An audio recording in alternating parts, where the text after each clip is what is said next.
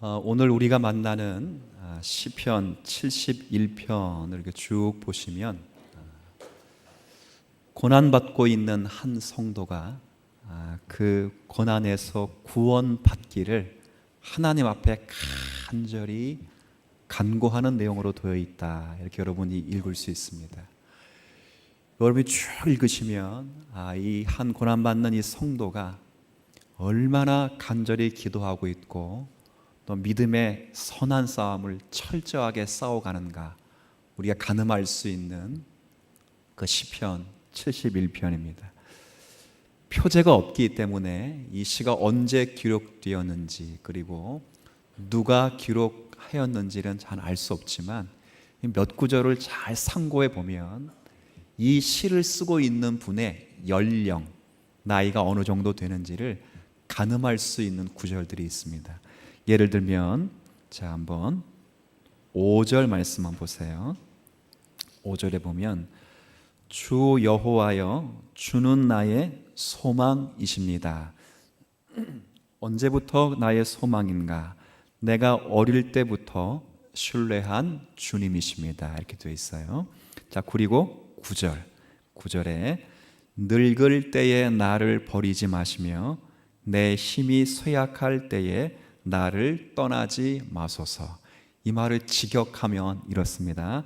비록 내가 늙었다고 나를 버리지 마시고 내 힘이 쇠약했다고 해서 나를 떠나지 마옵소서. 주님은 여전히 나의 소망이 되십니다. 이렇게 되어 있어서 이 시를 이렇게 읽으면 이분이 나이가 한참 드신 백발이 되신 노인이겠구나 그런 생각을 할 수 있습니다.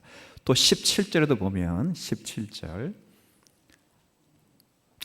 하나님이여 나를 어려서부터 교훈하셨으므로 내가 지금까지 주님의 기이한 일들을 전하였습니다. 18절 하나님이여 내가 늙어 백발이 될 때에도, 이 표현은 반어법적 표현으로 지금 자신의 연령이 어느 정도 되었다는 것을 우리에게 증명해 주고 있는 그런 내용이죠. 그러니까 결국은 백발을 바라보는 한 고난받는 노인이 하나님 앞에서 하나님의 은총을 갈망하고 또 하나님께 간구하고 있는 내용이라 여러분들이 그렇게 시편 71편을 이해하면 좋습니다.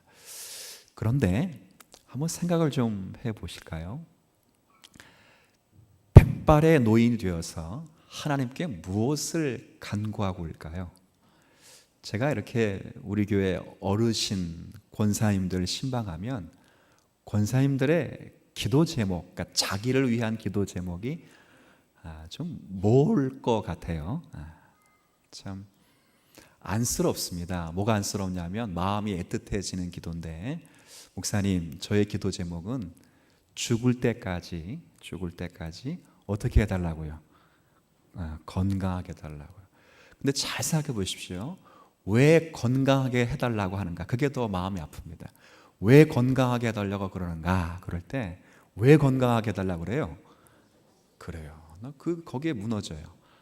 제가 요 며칠 전에 어머니가 갑자기 편찮으셔서 병원을 모셔 다녀와야 돼서 급하게 짧은 시간 동안 내려갔다 왔습니다. 근데 어머니의 기도도 그 기도예요. 죽는 날까지 하나님 건강케 하셔서 우리 자녀들에게 짐이 되지 않게 하여 주옵소서. 우리 대부분의 기도가 이럴 것 같아요. 근데 오늘 이 늙은 한 성도의 기도는 그런 기도도 포함되고 있지만 그것보다 조금 더 하나님의 관계 속에서 이런 기도를 드리고 있다 이렇게 말할 수 있습니다. 그 성도의 기도가 뭔가 18절 제가 한번 읽어보도록 할게요. 18절에 하나님이여 내가 늙어 백발이 될 때에도 나를 버리지 마시며, 그 다음 한번 같이 읽어볼까요? 시작. 내가 주의 힘을 후대에 전하고 주의 능력을 장래의 모든 사람에게 전하기까지 나를 버리지 마옵소서. 이게 무슨 말입니까? 이건 다른 말이 아니고 하나님 죽는 그 순간까지 나를 통해서 하나님의 존귀함이 증거되기를 원합니다. 나를 통해서 하나님의 살아계심과 하나님의 능력과 영광이 증거되기를 간절히 소원합니다. 이런 기도를 시인이 하고 있죠. 참 멋있는 기도입니다. 근데 제가 오늘 이 주제의 내용은 그 멋있는 기도를 소개하려는 차원이 아니고 이 기도 앞부분과 뒷부분에 반복되어서 나오는 표현이 있습니다. 물론 구절에도 나오는 표현이 있지만 어떤 표현이냐면 주님, 내가 주님의 살아계심을 증거하게 하시고 하나님께서 은혜 주셔서 나를 통하여 하나님의 능력이 증거되게 하여 주옵소서라는 그 앞부분에 나를 버리지 마옵소서 이런 기도 제목이 있고 또 하나님 나를 존귀하게 사용해 주십시오. 하나님의 능력이 나를 통해서 증거되게 하여 주옵소서라는 기도를 드린 다음에 또 한 번 하나님 나를 버리지 마옵소서. 읽으면서 잘 이해가 되지 않았습니다. 이 말은 바꿔 말하면 무슨 말이냐면 하나님, 지금 내가 고난 속에 있습니다. 지금 내가 죽을 것 같습니다. 그런데 하나님께서 내 믿음을 붙들어 주셔서 이 죽음의 순간에서도 하나님이 누구이신가를 주변에게 전할 수 있는 믿음을 내게 허락해 주옵소서. 그런 기도를 지금 드리고 있는 성도예요. 그러니까 나를 버리지 마옵소서. 그러니까 나를 버리지 마옵소서. 연거푸 몇 번이고 기록된 단어입니다. 더더욱 이해가 되지 않는 것은 20절 우리가 마지막 절로 읽은 이 표현에 보면 이런 구절이 있습니다. 제가 앞부분만 한번 읽어볼게요. 우리에게 여러 가지 심한 고난을 보이신 주께서. 다시 한번 읽어봅시다. 제가 우리에게 여러 가지 그냥 고난도 아니라 어떤 고난이죠? 심한 고난입니다. 근데 그 고난을 보이신 누가? 주님께서. 자, 이 표현이 참 이해가 되기 어려운 표현입니다. 참 지금 시인은 자신에게 수많은 고난이 있어 왔는데 지금도 그 고난 때문에 백발이 되어서 하나님 앞에서 기도를 처절하게 하고 있는데 지금 시인이 감지하고 있는 것은 이 여러 가지 심한 고난을 누가 내게 보이신 거냐 그럴 때 사탄 마귀 원수가 아니라 하나님이 내게 보이셨다. 그렇게 이야기를 하는 내용이죠. 여기까지 이렇게 하면 갑자기 신앙생활 하기가 싫어집니다. 아니, 이게 뭔가라는 생각을 할 수 있죠. 근데 제가 오늘 이렇게 여러분에게 설교를 해야 되는 입장인 것은 지금 우리가 이 신앙 시편을 읽어가면서 이 시편의 여기까지 오늘 본문이 72편까지 정해진 본문인데 72편까지 읽어가면서 끊임없이 반복되는 표현들이 뭐냐면 고난 속에서 하나님이 나를 건져 주시기를 원한다는 것입니다.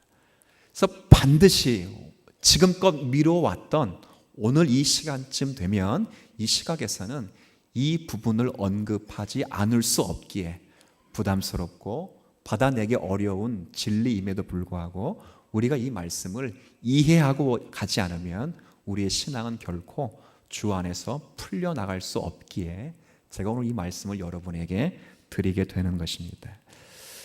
자, 그런데 저는 이 시 읽으면서 제가 이제 궁금해지는 거예요.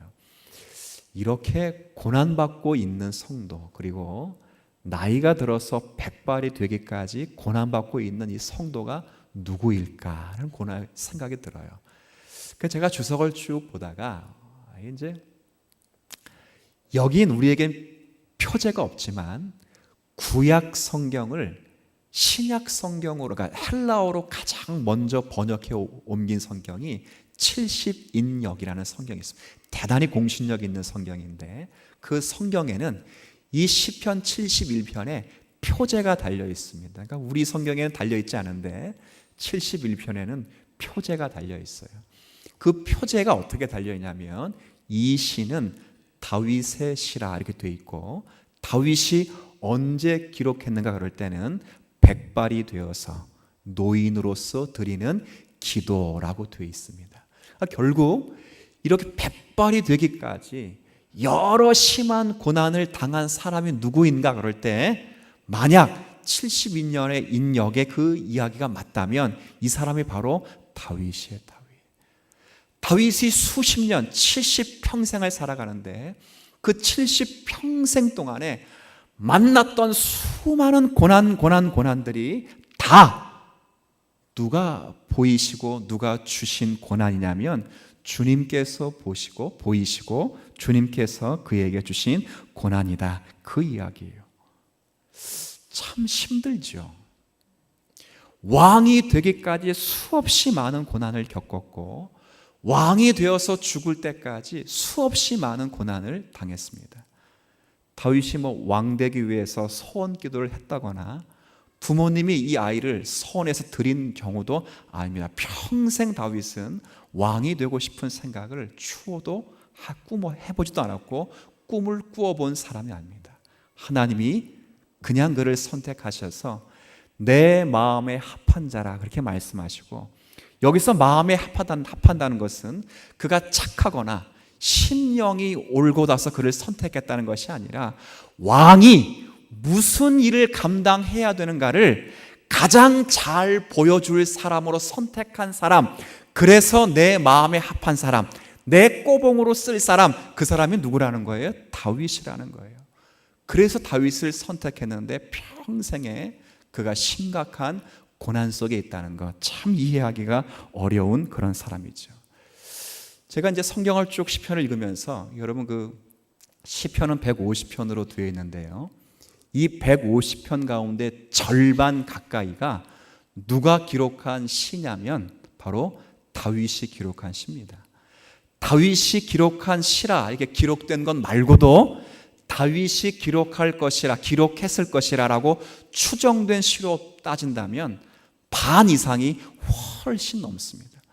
근데 전체의 시편 가운데 반 이상을 쓰신 다윗이 철저하게 하나님 앞에 어떻게 살아갔는가를 가늠해 줄 수 있는 시편들, 여러분들이 이번 달 읽은 전체의 시 가운데 거의 90%가 다 다윗의 시를 이렇게 읽어왔던 거예요. 저는 그 시편들을 이렇게 보면서 이런 생각을 해요. 다윗이 하나님 앞에 쓰임을 받지 않았다면 저는 볼 때 아마 더 인생을 행복하고 즐겁게 즐길 만한 사람이었을 것이다. 그런 생각을 종종 합니다. 여러분 생각해 보십시오. 다윗은 그 아버지가 유복한 가정인가? 아주 잘 사는 가정에, 여러분이 잘 아시는 것처럼 다윗은 몇째 아들이죠? 말째 아들이에요. 막내. 그럼 막내 참 이쁘죠? 우리 박진 집사님, 막내 이뻐요, 안 이뻐요? 이쁘죠. 저도 이뻐 죽겠습니다. 이쁘지요. 눈에 넣어도 아깝지 않은, 그게 막내만 이쁘다는 게 아니라 첫째 키우면서 숙련된 그 실력, 둘째 키우면서 숙련된 실력이 마지막째 꽃을 보는 것입니다. 다윗은 그런 사람입니다. 그냥 두었으면 행복하게 살아갈 다윗이었죠. 그런데 갑자기 이스라엘의 뜻밖의 전쟁을 만나게 됩니다. 블레셋이라고 하는 그 나라의 그 절대 강국과 전쟁을 하게 되는데, 이스라엘이 얼마나 초라한지 군사가 없어서 모든 각 가정에 싸움을 할 만한, 칼을 들 만한 힘이 있으면 전부 군사로 징병을 해서 전부 군사로 차용을 하는 것입니다. 다윗의 형들이 전부 다 그렇게 군사로 모집되어져서 그렇게 싸움을 하게 되었죠. 그런데 다윗은 남았다, 그 말입니다. 이 말은 형들과 다윗의 나이 차이가 많이 날 정도로 아주 어린 다윗이었어요. 근데 하루는 그 전쟁에 너무 길게 되어서 이 아버지 이새가 형들의 그러니까 자기 아들들의 그 생사가 너무 궁금하니까 다윗에게 도시락을 싸주어서 형들이 잘 있는가 없는가를 확인하도록 그렇게 다윗을 보낸 것 아니에요. 근데 마침 그 전쟁이 어떤 전쟁이었는가, 형을 보러 간 그 전쟁이 그 희한하게 블레셋 장수 가운데 골리앗이 나타나서 이스라엘 백성들을 모욕하는 것이 아니라 이스라엘 백성들의 하나님을 모욕하며 그 전쟁을 치르고 있었던 터를 다윗이 목도한 것입니다. 참을 수가 없죠. 의분이 일어나서 내가 그 전쟁에 나가서 그 사람을 치겠다, 이렇게 자원을 한 것입니다. 근데 사울 왕이 쭉 보니까 성경의 표현대로 이렇게 쭉 읽어보면 이 친구가 지금으로 말하면 이 삼복도위에 어디 가서 쭈쭈바 하나 빨면 참 좋을 나이인데, 이 아이가 자기가 가서 골리앗을 치겠다고 하니까 이게 사울 왕이 기가 찬 거예요. 그런데 이 사울 왕이 그 아이의 그 자신 있게 말한 모든 상황을 백성들이 다 들었기 때문에 어쩔 수 없이 그를 군사로 내어보내죠. 그래서 자기의 옷을 입힙니다. 근데 성경에 보면 그 군복이 헐거워져서 그 군복을 입을 수 없었더라, 그렇게 돼 있어요.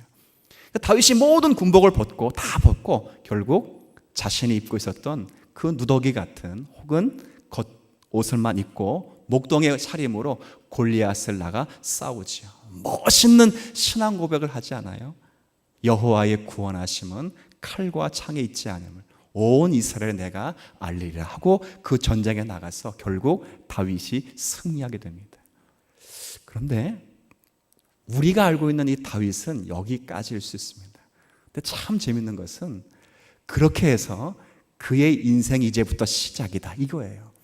그렇게 해서 그가 행복했다, 이게 아니라 그때부터 그의 인생이 시작되었다, 이것을 시편이 우리에게 낱낱이 소개하고 있습니다. 그리고 다윗이 그 이후부터 얼마나 많은 고난을 당하냐면 한번 생각해 보십시오. 다윗이 왕이 될 때 나이가 몇 살이었냐면 30살입니다. 30세의 왕이 될 때까지 무려 몇 년을 돌아다니냐면, 몇 년을 도망 다니냐면, 여러분, 전 그걸 읽을 때마다, 추정할 때마다 너무 안타깝고 안쓰러운 게 13년 동안을 도망 다닙니다. 사울 왕이 평생 자신의 모든 힘을 동원해서 다윗 하나 죽이기 위해서 13년 동안 다윗을 죽이려고 하지요. 다윗이 골로, 광야로, 그리고 피할 곳이 없어서 저 적국으로 돌아가서 살기 위하여 미친 짓을 하면서 대문을 벅벅 끌고 수염에 침을 흘려가면서 햇소리까지 해가면서 목숨을 연명받는 고난의 세월이 있지요. 한번 생각해 보십시오. 30세까지 13년 동안을 도망을 다녔다면 다윗이 몇 세부터 도망을 다녔다는 얘기예요? 사실 17살이에요. 우리 아이들 17살에 지금 뭐 합니까? 공부해야지요. 그렇죠? 인생 설계해야지요. 결혼 준비해야죠. 다 그런 세월 통해서 우리가 살아갔던 그 나이, 그 청순의 꽃을 다 어디다 박았냐면 다 도망을 다니며 한 생애를 그렇게 살아왔어요. 우여곡절 끝에 30세의 왕이 됩니다. 이 왕이 돼서 40세까지 삶을 40년 동안 왕 생활을 하게 되는데, 왕이 돼서 평생 다윗이 한 일이 뭐예요? 다윗이 한 일은 딱 하나밖에 없습니다. 40년 동안 평생 다윗이 뭐 했는가? 뭐 했죠? 전쟁만 해요. 손에 피 묻히는 일을 했습니다. 다윗이 싸움을 좋아한다고요? 다윗이 전쟁을 좋아한다고? 아닙니다. 다윗은 수금을 타는 사람입니다. 다윗은 노래를 좋아하는 사람이에요. 다윗은 시를 좋아하는 사람이에요. 혼자 앉아서 책 읽기를 좋아하는 문학소년이고 음악소년이에요. 그런데 그가 평생에 40년 동안 뭐만 하냐면 전쟁만 하면 일생의 고난의 삶을 살아가죠. 어느 날 하루 좀 나라가 평안해쯤 될 때에 우리가 지난주 살펴봤던 것처럼 밧세바 사건을 만나면서 자신이 얼마나 추악한지를 확인하게 되고, 거기에 그 죄로 말미암아 당신이 가장 아꼈던 사랑하는 아들인 압살롬의 반역 사건이 일어나서 그 아들 때문에 결국 왕 위에서 도망을 나와서 왕궁을 뒤로하고 도망갔던 그런 사건도 겪게 되죠. 그리고 시므에게 저주가 당하고 이렇게 저렇게 살지 못하여 원망하며 힘들어하는 다윗까지 확인할 수 있죠. 그런데도 그 아들은 아버지 앞에서 죽음을 맞이할 수밖에 없는 그 인생의 비참함을 다윗이 만난 것입니다. 그런데 오늘 성경에 이렇게 보니까 그 다윗의 심한 고난을 누가 만나게 하셨다라고 소개되냐면 누가 그랬다고요? 주님께서. 참 어렵습니다. 신앙생활 자체가 힘들지요. 이 말씀을 읽는 것 자체가 부담이 되고 이 말씀이 실현되는 자리에 서는 것 자체도 사실 부담되는 우리의 자리인 줄 우리가 압니다.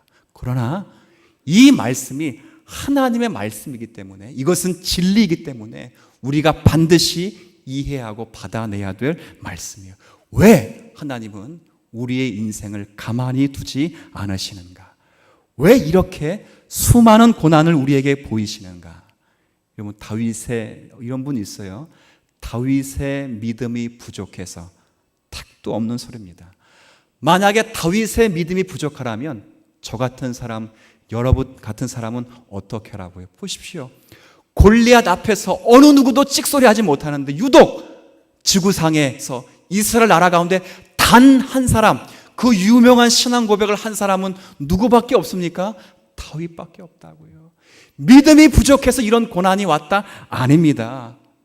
여러분 여기까지 나와서 예배드리고 있는 여러분 신앙이 믿음이 부족하다 이렇게 말할 수 없지요. 그런데 우리는 이런저런 일로 하나님을 섬기고 경건 생활도 하고 열심히 섬기면서 말씀을 통해서도 읽고 묵상하고 들으면서도 은혜를 받으며 삽니다. 그런데 우리의 삶은 항상 불안하지요. 제가 이렇게 교회 부임하면서 지금껏 이렇게 목회 사역을 감당하면서 참 느끼는 이 고사성어에 진리가 있습니다. 어떤 고사성어이냐면 호사다마라는 게 있어요. 좋은 일 있으면 항상, 제가 그게 참 진리예요. 좋은 일이 있으면 항상 긴장되고 또 반대의 일이 항상 있어요. 제가 느끼는 거는 교회는 그래서 항상 불안하는 게 오히려 하나님의 은혜를 붙잡는 곳에 있어서는 훨씬 더 하나님 앞에 가까이 간다. 제가 이거를 지식으로만 깨닫다가 사실 제가 마음속 깊이 절감하고 있는 것입니다. 교회도 마찬가지, 성도도 마찬가지. 항상 우리의 삶은 유리판 위를 걸어가는, 깨질 것 같은 아슬아슬한 유리판을 걸어가는 인생에 다름없어요. 그런 인생 앞에 이런 말은 상당히 위험한 말입니다. 그런 고난을 겪고 있는 성도 앞에서 성도님 기도해 보셨나요?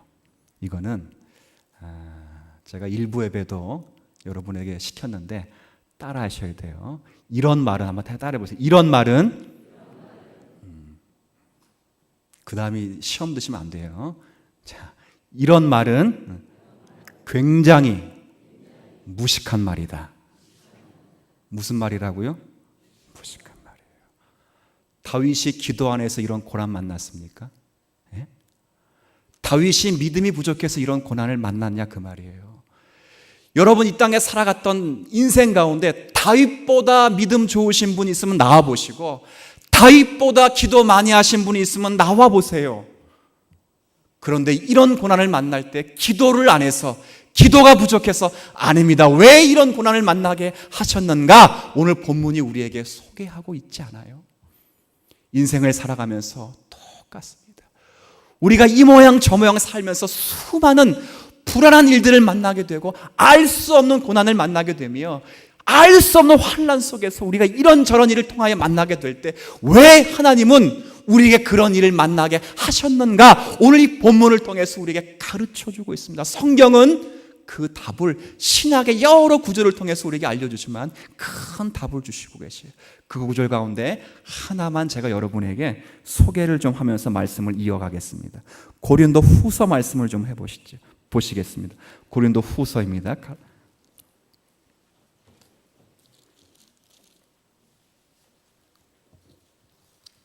고린도후서 1장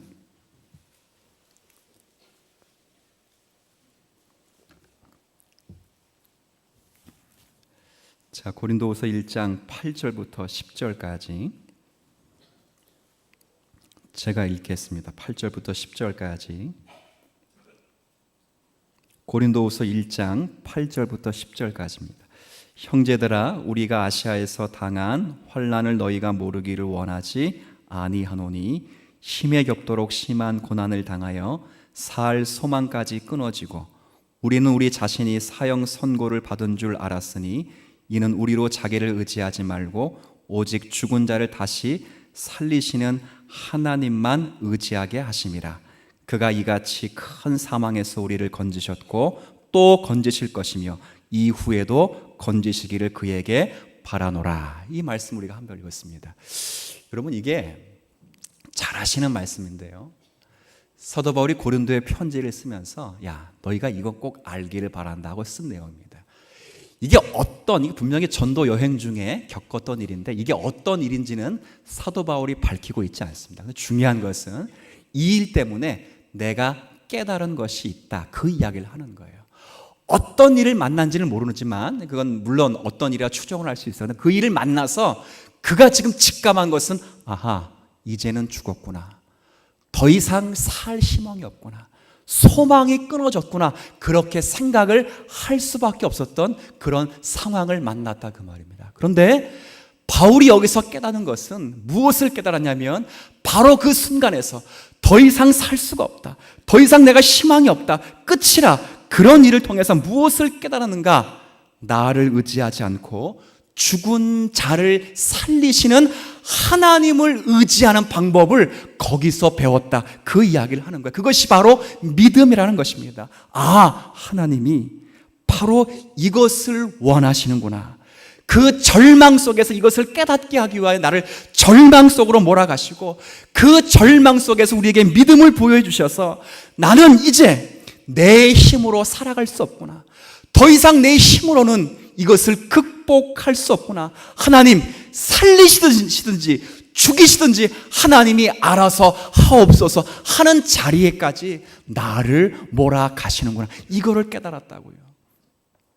제가 지난주 여러분 이런 이야기 드렸죠. 신앙은, 한 번 더 따라해 볼까요? 신앙은 기억나세요? 뭐 하는 것이라고요? 그렇죠.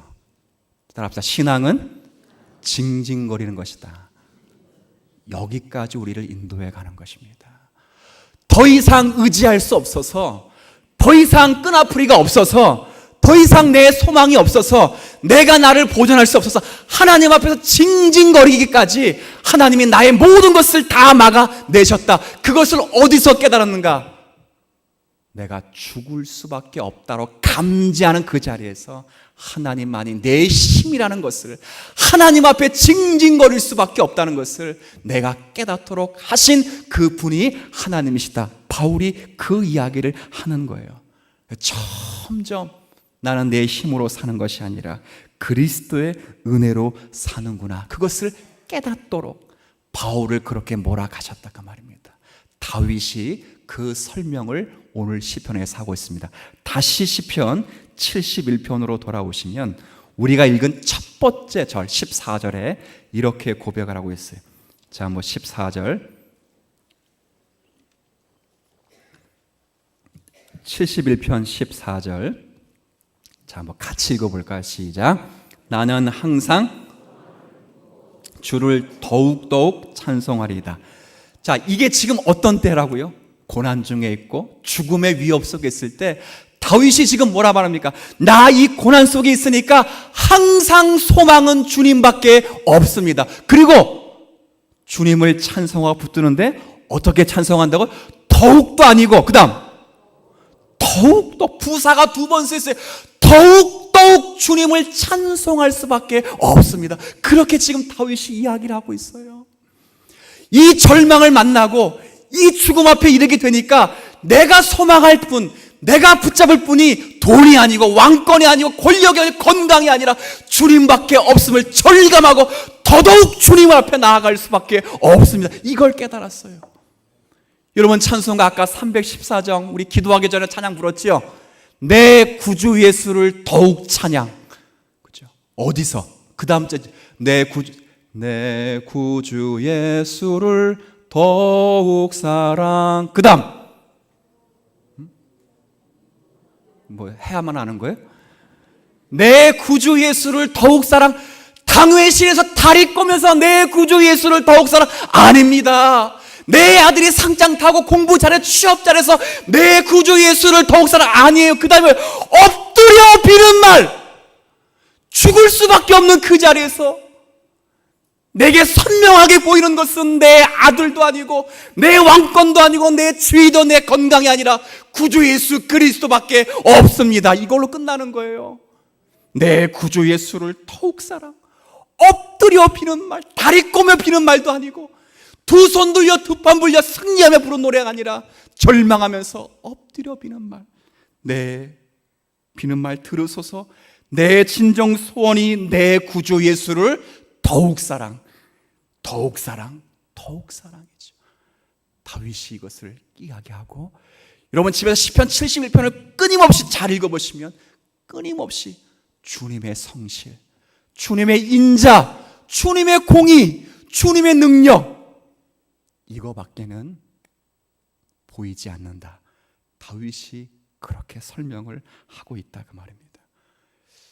다윗의 인생 가운데 가장 늦게 기록한, 마지막에 기록한 시편 23편을 여러분이 줄줄 외우실 줄 압니다. 제가 1절만 앞부분을 하면 1절 후렴을 여러분이 고백해 주시면 좋겠어요. 여호와는 나의 목자시니 믿으십니까? 다시 한번, 여호와는 내게 목자시니 믿으십니까? 우리 자신이 없어요. 여호와는 내게 목자시니 내게 부족하지 않습니다. 그래서요. 그래서 다윗이 뭐라 말합니까? 그래서 사망의 음침한 골짜기를 안 걸었다가 아니라 그래서 사망의 음침한 골짜기를 걸었습니다. 그러나 주님의 인자하심 때문에 주의 지팡이가 막대기를 나를 안위하셔서 그 사망의 음침한 골짜기를 걸으면서도 주님의 사랑으로 빚어졌습니다. 이 이야기를 하고 있는 거예요. 아시겠어요? 부족함이 없기 때문에 사망의 골짜기를 뛰어넘었다 이게 아니라 주님의 부족함이 없기 때문에 그 골짜기 속에서도 하나님만이 나의 기쁨이요, 나의 영광이요, 나의 능력이요, 나의 도움이요, 나의 힘이라는 것을 그 자리에서 피로써 깨닫게 되었습니다. 그러니 주님의 인자와 진실하심이 큽니다. 이걸 다윗이 마지막 시편으로 고백해 내고 있다 그 말이에요. 내 힘으로 사는 것이 아니라 하나님의 은혜로 사는구나. 이것을 다윗이 일생을 통해서 보여주는 다윗의 고난의 삶이었다 그 말이에요. 우리는 마찬가지입니다. 제가 이런 말씀 드리기가 참 부담스러운데 저와 여러분들도 인생에 수없는 많은 어려움을 받곤 합니다. 그런데 제가 또 보험 하나는 들어야 되기 때문에 여러분의 실망이 되지 않도록 감당할 시험 외에는 여러분에게 허락된 것이 없는 줄 아시길 바랍니다. 조금 희망은 되지요. 우리도 마찬가지입니다. 다윗의 생애의 축소판처럼 우리도 수많은 어려움을 당합니다. 안 믿어도 고난을 당하고 믿어도 고난을 당합니다. 가족관계, 아니 사랑의 공동체인 교회 관계 속에서도 얼마나 많은 어려움을 겪습니까? 자녀가 말을 안 듣지요. 사업이 잘 되지 않지요. 내 마음대로 교회가 되지 않죠. 내 뜻대로 모든 게 원하지 않죠. 원태로 되지 않죠. 거기다 대고 기도해봤어? 라고 묻는 거는 제가 아까 말씀드렸죠. 그런 사람들은 어떤 사람이라고요? 무식한 사람들입니다. 그 사람보다 더 기도 많이 해봤을까요? 암 투병하고 있는 그 성도보다 기도 많이 한 성도 있습니까? 전 재산을 잃고 있는 성도에게, 사업에 힘들어서 전 생을 바쳐놓은 그 사업 앞에서 울고 있는 성도에게 기도해봤어? 라고 하는 것은 무식한 것입니다. 신앙을 떠나서 무식한 겁니다. 신앙 자체를 모르는 사람이다. 하나님은 그러나 그 징징대는 것을 통해서 하나님이 그 인생을 통하여 나의 힘이, 너의 힘이 나라는 것을 가르치기 위해서 개입하신 하나님의 손길입니다. 여러분, 하나님이 내가 미워서 그러셨을까? 라는 생각을 하지 마십시오. 하나님은 이미 저와 여러분을 사랑하셔서 아낌없이 독생 성자 예수를 주셨습니다. 성경은 말합니다. 내 아들까지 너를 위해 죽였는데 내가 너를 위하여 못할 것이 무엇이 있겠느냐. 다 주십니다. 그러나 이런 어려움까지 함께 겪게 하신 것은 이 어려움과 고난과 우리 인고의 세월을 통해서 저와 여러분이 하나님의 진정한 소유가 될 수 있는 심령으로 빚어가기 위해서 그런 것입니다. 그 사랑으로 여러분을 포기하지 않지요. 하나님의 소유가 되게 하실 때까지 계속해서 저와 여러분을 몰아가실 것이고, 정말 저와 여러분 인생의 후반에 대해 지금도 그렇듯이 가면 갈수록 하나님이 나의 모든 것이 되십니다. 그렇게 고백할 인생으로 살아가게 될 것입니다. 우리 인생 손해보지 않는 인생입니다. 제가 이렇게 있으면서 할아버지 할머니들이 나이 먹은 게 참 원통하고 안쓰럽고 참 이게, 그런데 언제 나이 먹은 게 원통하지 않냐면 언제 여러분들 그런지 아세요? 잘 아시네요. 제가 지난 주일 오후 때 그런 설교 드렸죠. 우리 남전도 연합 예배 때 제가 설교했는데 우리 남전도 연합 회원들이 별로 표정이 안 좋아요. 그래서 왜 안 좋은가 봤더니 어떤 설교냐면 우리의 연수가 70이요 강건하면 80이랄지라도 날아간다, 신속히 날아간다 이렇게 했잖아요.